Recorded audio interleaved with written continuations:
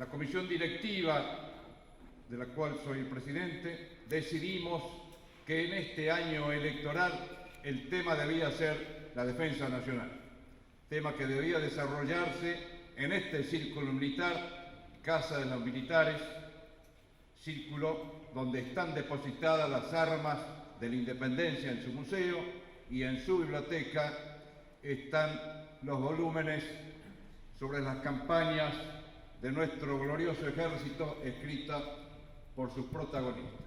¿Qué mejor lugar que este para desarrollar los temas de defensa nacional? En la primera jornada disertó el fiscal, el doctor Jorge Dilelo. Fue la base sobre la cual comenzamos a trabajar, porque el doctor Dilelo elaboró un informe sobre la situación de indefensión de nuestro país, el estado en que se encontraban las Fuerzas Armadas, y es el único documento que fue presentado a las autoridades correspondientes. Esa fue la base de nuestro inicio en las jornadas. En la segunda jornada estuvo el diputado Carlos Fernández, vicepresidente de la Comisión de Defensa. En la tercera jornada estuvo el doctor Esper. En la cuarta jornada estuvo el senador Pichetto. Y hoy, en esta quinta jornada, lo hace el licenciado Juan José Gómez Centurión, a quien le agradezco particularmente que haya aceptado venir al Círculo Militar para disertar sobre las Fuerzas Armadas. Usted, como miembro que es de las Fuerzas Armadas, integrante además de la gran familia militar. Muchas gracias por acompañarnos en esta nuestra casa.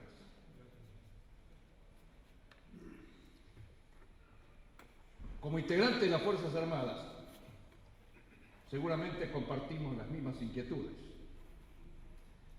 ¿Qué nos preocupa?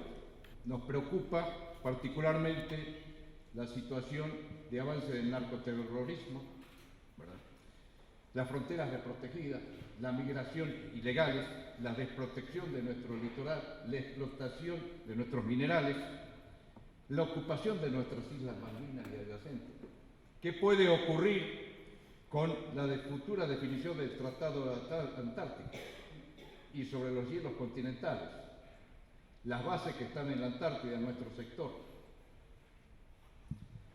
Y repito, la disputa de los hielos continentales, donde tenemos más de 2.000 kilómetros cuadrados de disputa. Y seguramente también usted tiene las mismas aflicciones que nosotros. El presupuesto de defensa es el más bajo de la región desde los últimos años. En los últimos años, los 3 últimos años, no hubo proyectos en el Congreso para solucionar los problemas de las Fuerzas Armadas. Solo hubo 3 relativamente importantes. Uno sobre el servicio voluntario, comunitario, otro para investigar, aún profundizar el estudio que había realizado, preliminar que había realizado el doctor Dilelo, y un tercer proyecto sobre los espacios aéreos. Después no hubo ningún otro proyecto para solucionar este problema de las Fuerzas Armadas, de nuestro bajo presupuesto. ¿Qué nos aflige? Que nos hayan modificado nuestro Código de Justicia Militar y haya sido reemplazado por un Código de Disciplina. Nos aflige que nuestra obra social esté en manos de personal civil. Nuestra caja de retiros y pensiones en la misma situación. Y nuestra educación también fue modificada. Y por supuesto, como integrante de la familia militar, nuestro salario es el más bajo. Aún estamos esperando que se cumplan las promesas del llamado o denominado blanqueo y el incremento que nos corresponde. Todas estas acciones nos demuestran particularmente, pienso así, la vigencia de un consenso político para que todas estas actividades subordinen a las Fuerzas Armadas, desprestigiando al personal militar, porque no se les da la oportunidad de conducir las instituciones que le corresponden. Particularmente nos preocupa la situación de nuestros camaradas detenidos, de los cuales en los últimos años fallecieron más de 500. Y en la gestión de este gobierno, más de 160. Usted, que hasta hace muy poco tiempo formó parte de este gobierno, seguramente conoce con mucho más profundidad los motivos por los cuales las Fuerzas Armadas se encuentran en este estado de indefensión. Muchísimas gracias por haber aceptado esta participación. En general, muchas gracias por la recepción, lo mismo que al coronel Ricarriet. Tantas veces, tantos años, tantas presentaciones, mi coronel, muchas gracias. Estoy en mi casa. Este círculo militar me veo corretear desde niño con mis tíos abuelos coroneles, viejos, tío Miguel y el tío Rafael, que me traían al último piso de este círculo militar, donde los señores se sacaban el saco y jugaban al billar, cosa que ya no existe. En este círculo militar me casé el 10 de diciembre del 81, 3 meses antes de ir a Malvinas. En este círculo militar se casaron 2 de mis 3 hermanos, con lo cual forma parte un poco de mi vida personal. Así que además del honor de tener la invitación como socio del círculo a exponer en mi condición de precandidato, el placer personal de siempre recorrer estas queridas paredes. Cuando volvimos de Malvinas, en el año 83, cuando adentro de las instituciones estaba prohibido hablar de Malvinas, porque había un proceso de olvidar el fenómeno de Malvinas, mi primera charla en Malvinas en el continente la di en este salón, con un montón de agregados militares de otros países escuchándonos, organizada por el Círculo Militar. Bueno, memoria. Con mi condición hoy de socio también me siento muy gratificado y tengo unos números que voy a compartir con ustedes que creo que van a ser un absoluto aliciente a mi condición de candidato a presidente de la Nación. Como veterano de guerra de Malvinas, cuyo honor me cabe, seré el 4º candidato a presidente en la historia de la República Argentina, veterano de guerra de este país. Las 3 candidaturas anteriores fueron exitosos presidentes de esta nación. 2 veces el general Julio Argentino Roca y una vez el doctor Roque Sáenz Peña, como veterano de la Guerra del Pacífico, oficial peruano. Así que en 4 de 3 candidaturas tengo el 75% de posibilidades de ser electo presidente.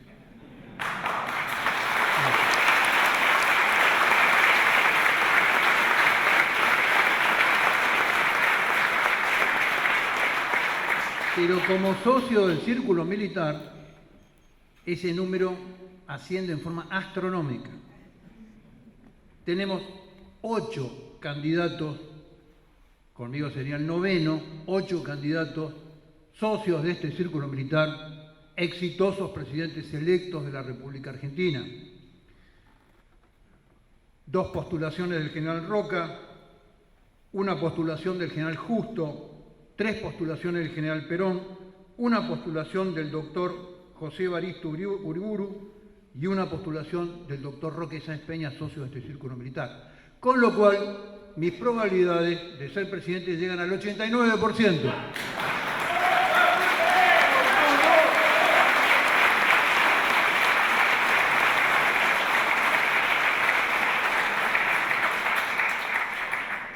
Bueno, ahora que hemos jugado un poquito con la historia y con los números y ya la tribuna está apasionada, podemos empezar a conversar. ¿Qué vamos a hacer hoy? Simplemente con mi equipo, con este equipo que viene trabajando desde el año 2013 en deshacer un fenómeno regresivo y, como dice ahora la ciencia moderna, deconstruido, como era el modelo de la defensa argentina, venimos trabajando en un proyecto. Ese proyecto tiene un contexto político. Entonces, la exposición de hoy consta de... ¿Dónde está? Buena puntería, hay que darle justo al... acá. ¿Avanzamos? Ahí está. Apuramos, por favor. ¿Qué es lo que vamos a hacer hoy? 4 módulos muy cortos, muy contundentes, muy explicativos de lo que queremos decir. En general, somos bastante claros, precisos y directos cuando decimos las cosas. Un módulo de introducción que va a estar a cargo mío, donde yo voy a dar el encuadre, si se quiere, político, de carácter internacional y nacional del proyecto que vamos a contar ahora. Y después 2 módulos que son conceptos básicos de este proyecto y las 14, 15 medidas concretas que estamos proponiendo en términos de plan de defensa para un gobierno. Esos 2 módulos van a estar a cargo de los coroneles Hugo Pierri y Jorge García Mantel, que han sido las cabezas del equipo de trabajo que viene haciendo este desarrollo desde el año 2014, para yo terminar en una breve síntesis de reflexiones finales. Vamos, por favor. Bien, si nosotros ponemos a ver en el mundo, cuando hablamos del mundo hoy tenemos que hablar de un mundo no de China, no de los leones de África, no de los tigres del Asia, sino tenemos que hablar de un fenómeno bastante particular que se está produciendo en los países europeos, en las economías vinculadas a los países europeos, en América Latina y en América del Norte, Canadá inclusive. La última década signada, o los últimos 15 años signados por el proceso de globalización, dulce proceso de globalización que Fukuyama denominaba el fin de los tiempos, y que comandaba Estados Unidos, Europa lo había asimilado desde su punto de vista comercial y cultural, proveniendo de una cultura bastante afín como los Estados Unidos, como era la cultura del capitalismo de mercado y la democracia. Eso era absolutamente aceptable en Europa y no había demasiado problema como para insertarse en ese modelo propuesto por los Estados Unidos. El problema que está transcurriendo y el problema de la próxima década es que China es la cabeza de la globalización, del proceso de globalización mundial. Los emergentes e ingentes recursos económicos, materiales, físicos, financieros, tecnológicos, militares que está desarrollando China hacen que la cabeza del proceso de globalización esté en manos de China. Por eso lo resiste Estados Unidos con la cultura Trump. Por eso es que Europa está reviendo este fenómeno de cómo se vincula al fenómeno de globalización china, porque además el fenómeno chino ya no viene con la cultura americana. China es capitalismo salvaje con disciplina social y totalitarismo político con disciplina social. Por eso que tiene los márgenes de productividad que ningún país de Occidente, donde hay leyes laborales, donde hay derechos, donde hay garantías, puede ni siquiera igualar. Tiene 2 temas, un tema de escala que es inigualable y un tema de cultura propia, de resiliencia cultural de la propia civilización, que hace que sea imposible competir. Entonces, hoy, el fenómeno que se está produciendo, no vamos a hablar mucho de esto, pero hacia el contexto del problema que estamos marcando, hoy los países de Europa dicen, ¿cómo nos insertamos dentro de esto? Esto va a contrapelo de los últimos 15 años, y si en este proceso global nosotros entramos económicamente débil y culturalmente débil, nos destroza.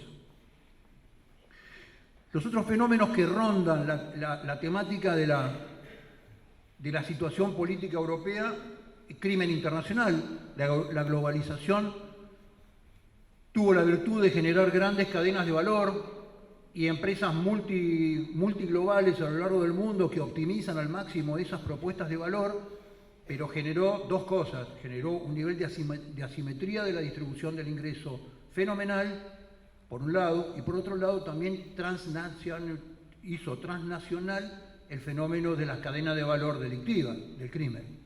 Los crímenes hoy son de naturaleza global porque la cadena de valor criminal es global. Empieza con un negocio de oro en África todo un ciclo de intercambio de distintas piezas, pasa por droga, pasa por armas, pasa por personas y termina en un circuito de lavado de dinero en algún paraíso fiscal.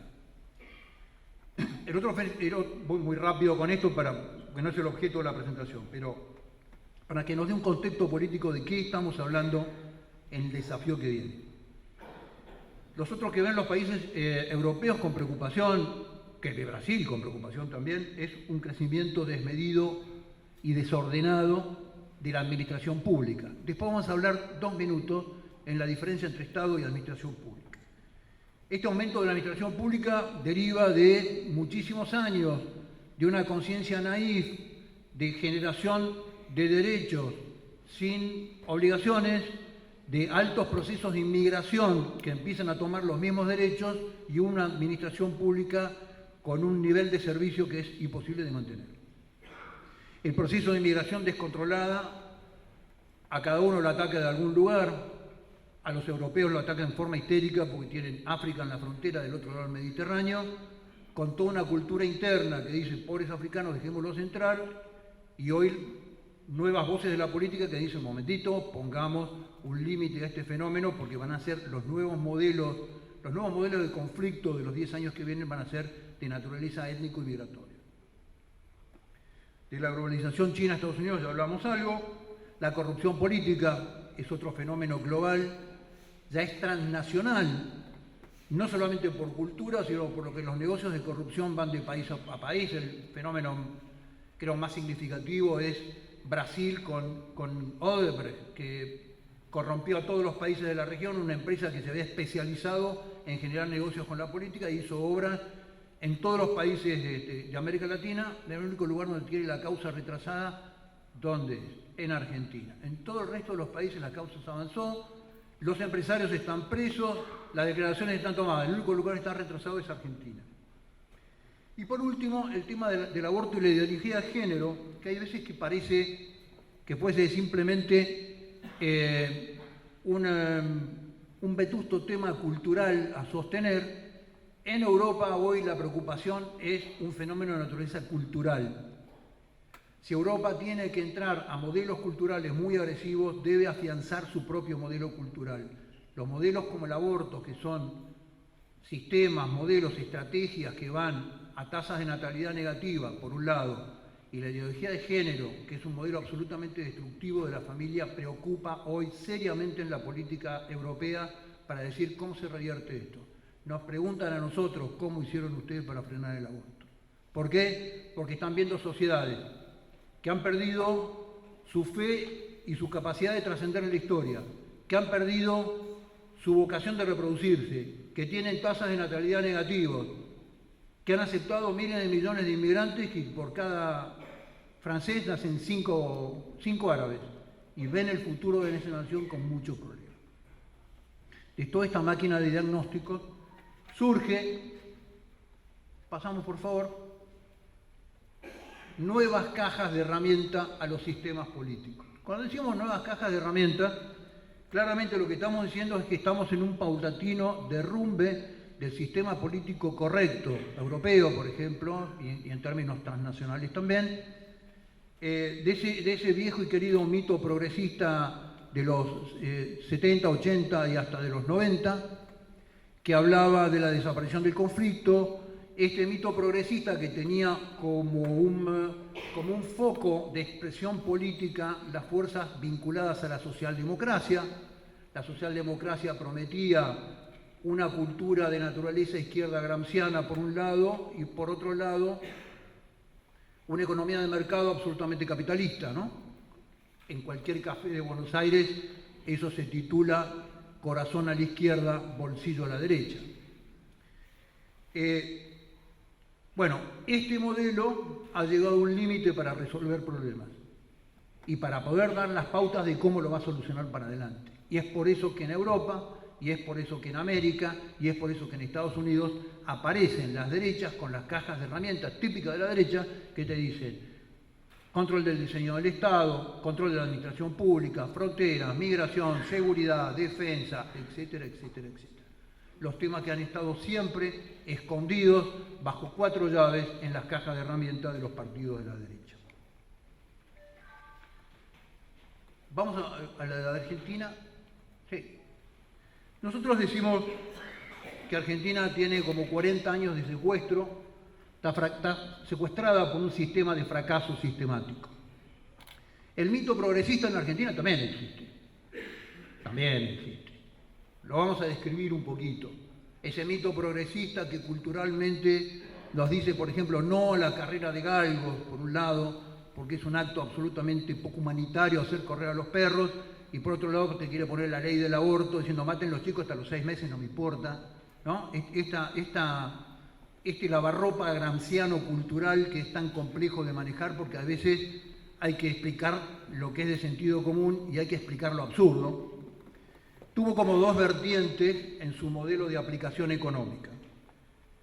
La vertiente del mercado en el capitalismo financiero y el modelo populismo estatista, que termina siendo capitalismo de amigos, que es un circuito. De la mano del mercado te privatizan el Estado, después el populismo estatista lo vuelve a estatizar y los compran las empresas en el capitalismo de amigos. Lo que hemos tenido en la Argentina es el modelo europeo, pero mucho más trucho, a lo argentino, y que ha generado lo que vamos a ver después, la catástrofe que vamos a ver después. Ahora, este mito progresista, permítanme recordarles 3 o 4 políticas de Estado no escritas que se vienen respetando a rajatabla desde hace 40 años en la Argentina. Lo primero es el diseño del Estado de la Constitución del 94, que tuvo algunas cosas muy buenas, otras cosas fue este diseño del Estado, que tiene dos caras, ¿no? El Pacto de Olivos y el diseño del 94. El diseño del 94 es un diseño de la administración pública que tiene un cartel grande colorado así que dice, muchachos, acá hay puestos para todos. Cuando son oficialismo, están estos puestos, cuando son oposición, tienen todos estos puestos para repartirse. Detrás de eso, que creyó constituir una carrera política para que se generen funcionarios políticos de carrera, lo que generó es una distribución de puestos que ahora vamos a ver en algunos momentos que es insostenible. Por ejemplo cortísimo, Presidencia de la Nación con jefatura de gabinete adentro, institución desarrollada a partir de la Constitución del 94, tiene 2.200 personas. Bueno, eso no es lo que yo, poco, mucho. La última nómina del gobierno, escrita, mostrada por un especialista en este tema que me lo mostró, la última nómina del gobierno de don Hipólito Yrigoyen, semanas antes de caer, cuando digo nómina era la liquidación de sueldos por escrito, de la quinta economía del mundo, tenía 270 empleados, sin computadora, sin trolls, sin internet, sin fotocopiadora, papel, tinta y secante. Entonces lo que digo, hay una evolución de ese 250 a los 2100 que uno dice cuál es el monstruo que estamos creando. La otra política de Estado clarísima, no se me aburran porque ahora viene lo mejor cuando vengan los coroneles. La otra política de Estado que se constituyó como un modelo de religión laica es el relato de los 70. No se caigan las cosas. El relato de los 70 operó durante todos los últimos 40 años como la religión laica del Estado, ante lo cual, como era un dogma, nadie podía contradecir.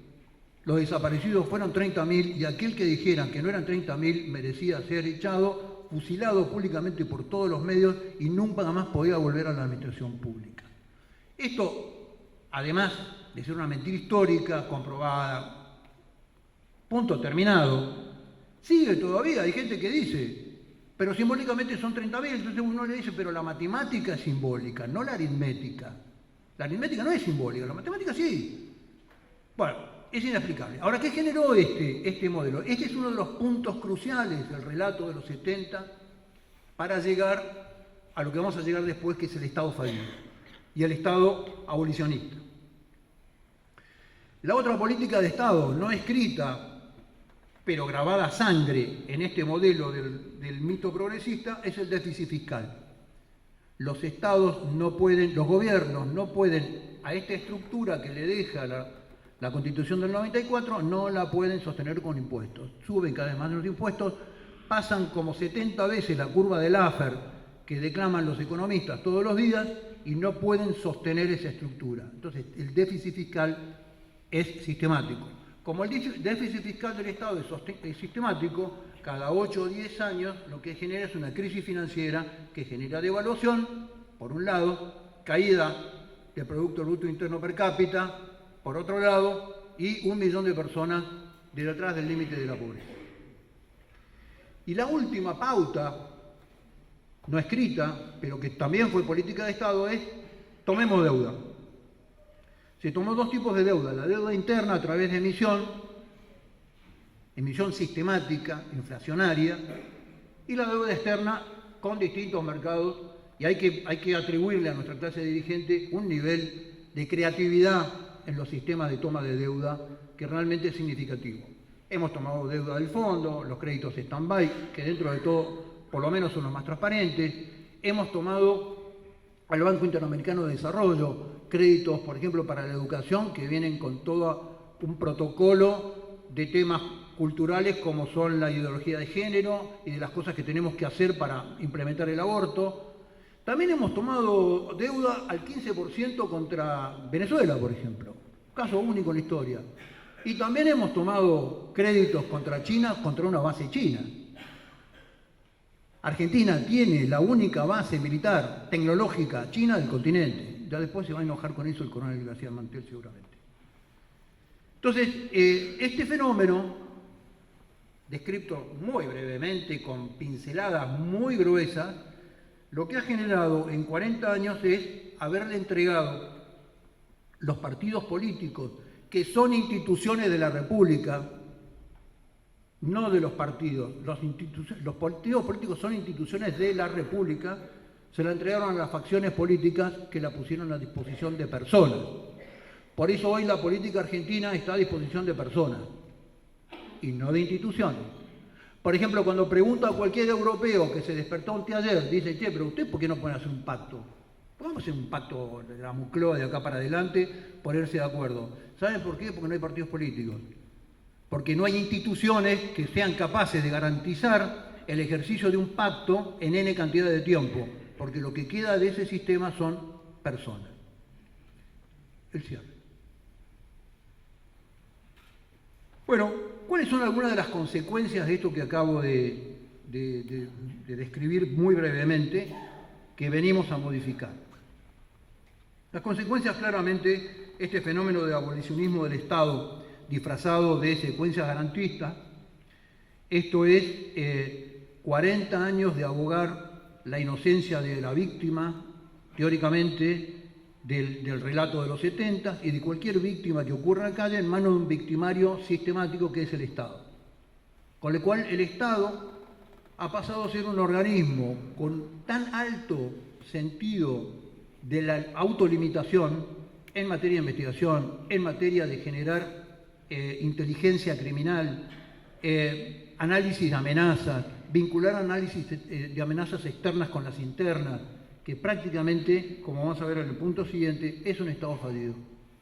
Un Estado fallido es aquel Estado que no tiene la capacidad de sostener el monopolio de la fuerza legítima en cumplimiento de la ley adentro de su territorio, definición hoja número 1 del manual del Estado. Esto lo perdió el Estado Nacional hace muchísimo tiempo. Cuando en la Argentina no se puede jugar Boca River en el barrio de Núñez porque dos bandas no dejan jugar el partido, el Estado argentino tiene un problema. Cuando en la Argentina la prefectura, para entrar adentro de una reserva mapuche, tiene que ser palpada de armas, el Estado perdió toda posibilidad de ejercer el derecho de la fuerza legítima. En este país hace muchos años que los patos les tiran a la escopeta y no va a terminar bien. Otra de las dualidades, de las consecuencias de esto es un Estado desinvertido y la administración pública sobrecosteada.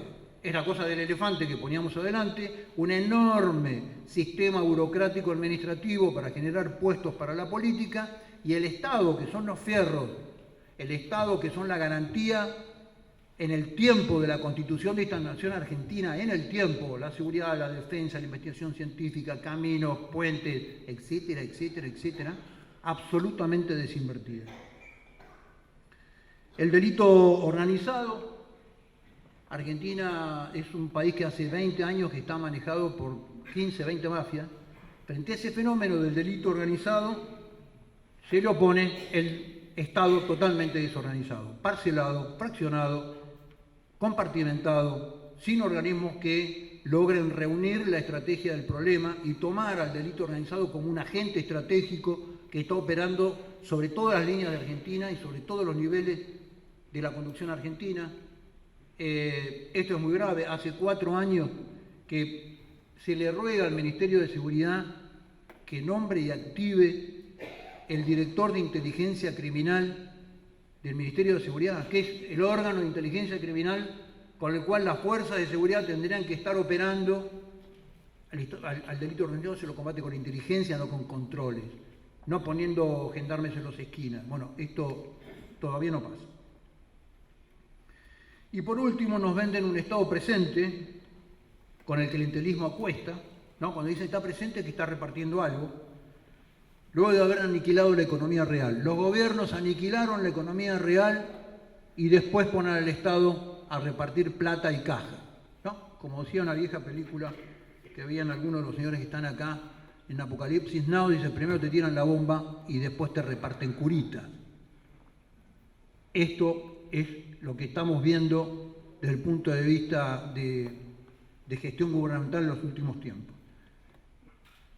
Pasamos a la otra muy brevemente porque agreguémosla, ponerla completa.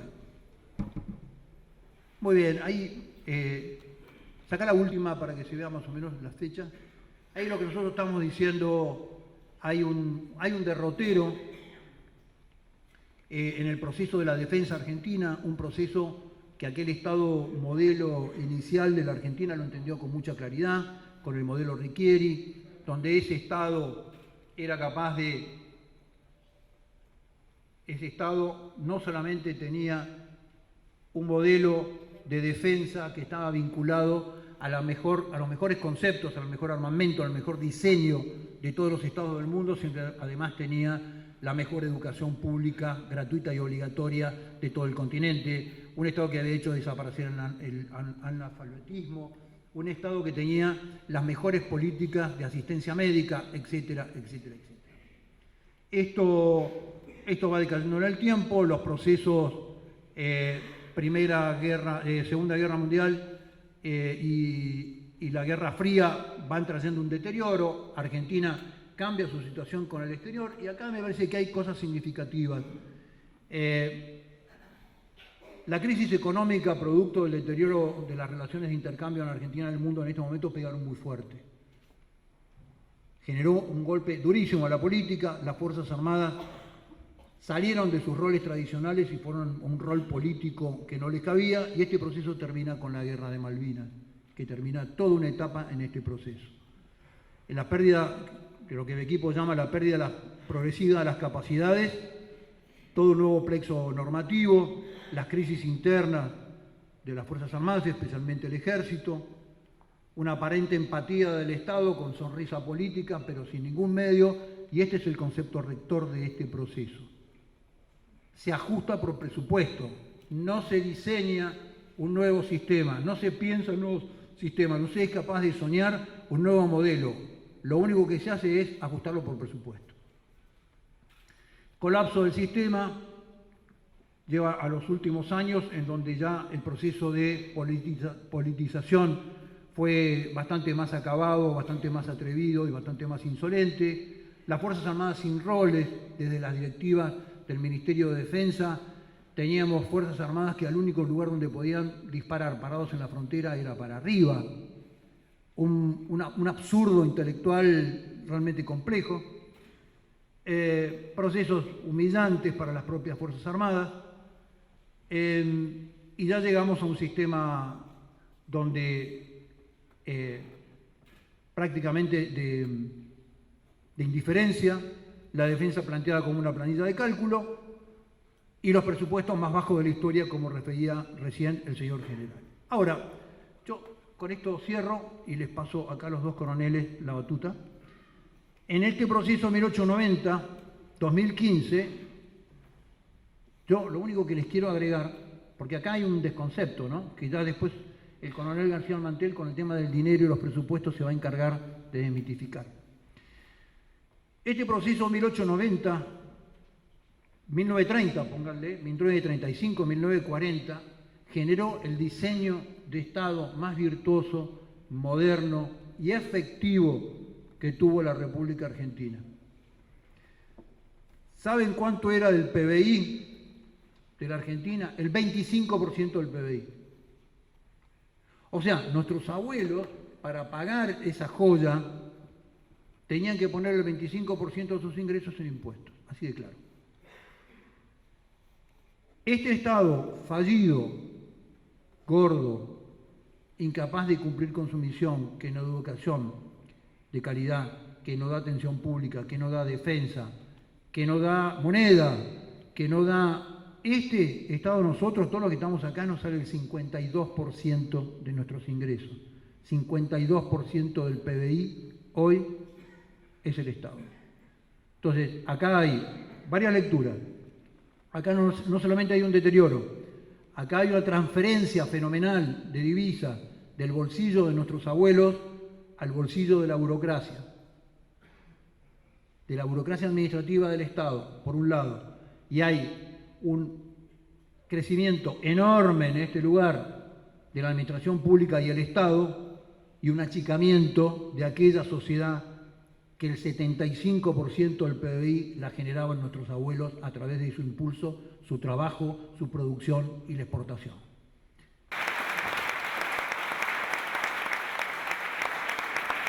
Bueno, si lo dejamos al coronel García Mantel, estamos mañana a la mañana todavía describiendo problemas.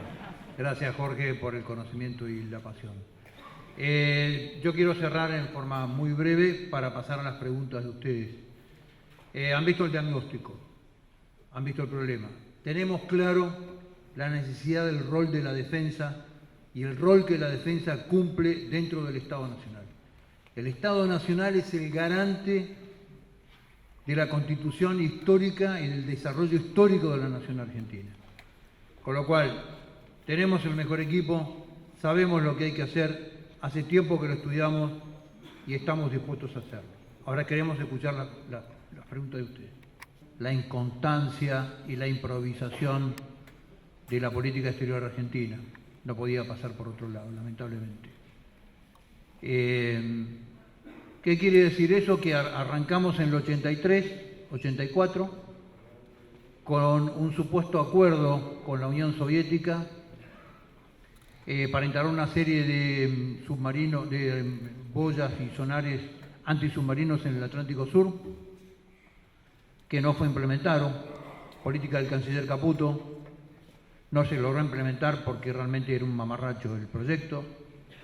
Continuó con los ositos Winnie Pooh y la política de acercamiento a los isleños, retomando la política de acercamiento a Malvinas del año 60, de la década del 60, década del 70, época de las relaciones carnales.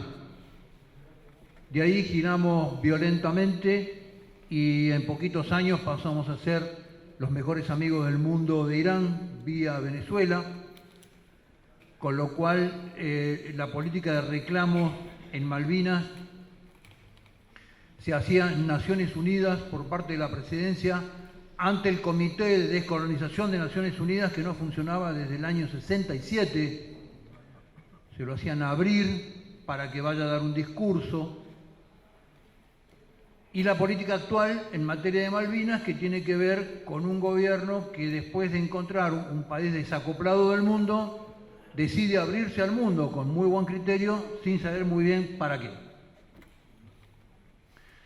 La política exterior de cualquier país es una política de Estado, no de gobiernos. Son políticas de Estado de decenas, de cientos de años de alianzas que se sostienen en el mundo con posturas claras que los gobiernos las sostienen. Verbi Gracia. Lula en Brasil puede haber hecho un montón de guiños a Venezuela y Argentina, pero jamás rompió con la estrategia de la política exterior de Itamaraty, que es eterna. Ningún gobierno de Chile se le ocurriría romper con la estrategia diplomática y con los marcos de alianza que tiene, y así sucesivamente todos los países serios generan ese modelo. Con lo cual, para Argentina, como decíamos recién en el caso de los partidos políticos, ¿por qué no se puede hacer un acuerdo político en la Argentina? Porque no hay partidos políticos, básicamente. ¿Por qué es muy difícil remontar a corto plazo en el tema Malvinas? Porque el mundo no nos cree. El mundo sabe que arrancamos en algún momento para Estados Unidos y al dejarlo ya van a volver. Y a los 3 años estamos volviendo. Y estamos volviendo por Ushuaia. Entonces, hay que trazar política de Estado. Hay que trazar políticas de Estado que nos hagan creíbles frente al mundo, que generen marcos de alianza creíbles.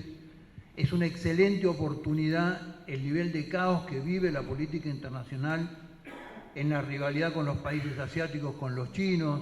El Brexit de Gran Bretaña es una excelente oportunidad para volver a trazar lazos de posibles lugares de equipamiento en Europa.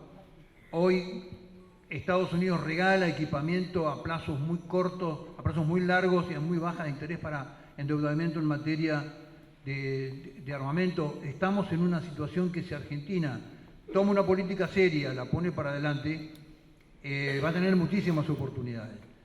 Con respecto a lo que está ocurriendo en Naciones Unidas, me parece que son condiciones específicas que se podrían llegar a aprovechar.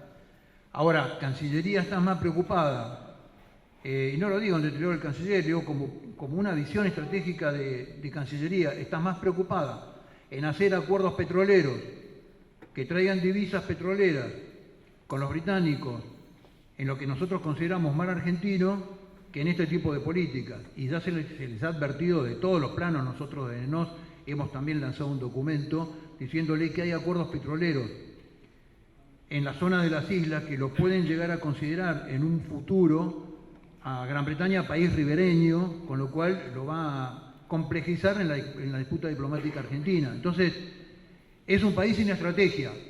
Argentina es un país que mira pasado mañana a ver qué es más conveniente. Hay que volver a recuperar una visión estratégica, levantar la mirada y sacarle la vista a la pelota, porque si no, no se puede pensar la Argentina al mañana. Bueno, acá juntando 2 preguntas que están relacionadas. Busque la más fácil. Usted eligió ser candidato, así que no se la vamos a hacer fácil tampoco. Respecto al poco interés de la política en defensa, ¿es qué? ¿Es desconocimiento, incapacidad, negligencia? Y respecto a esa es una pregunta, pero en relación a eso, usted mencionó cómo la política de Estado desde la izquierda a la derecha no les interesa a los argentinos. Bueno, ¿cómo va a ser usted para que los argentinos de a pie se interesen por la defensa? Wow, ese es un combo difícil. Yo creo que ahí hay muchas cosas. En este diagnóstico de por qué no interesa la defensa en Argentina hay muchas cosas. Yo estoy acá para ser disruptivo, no para aplaudir a nadie. En general el sistema político, cuando nos ve a los militares y cuando nos ve a los militares llegar a la política, somos el objetivo número 1 a destruir rápidamente y en forma sistemática. Nadie en la política se olvida de aquel viejo veterano de guerra que tenía primaria, que era el general Roca, que construyó este país. Nadie se olvida del general Riquieri, nadie se olvida del general Savio, nadie se olvida del general Moscone, nadie se olvida del general Perón, etcétera, etcétera, etcétera, etcétera. Con lo cual, hay viejas reacciones en el mundo de la política que sistemáticamente vuelven a la cabeza, ¿no? Creo que ese es uno de los factores. Cualquier persona ajena de la política es sospechosa. Si es militar, es 3 veces más sospechosa.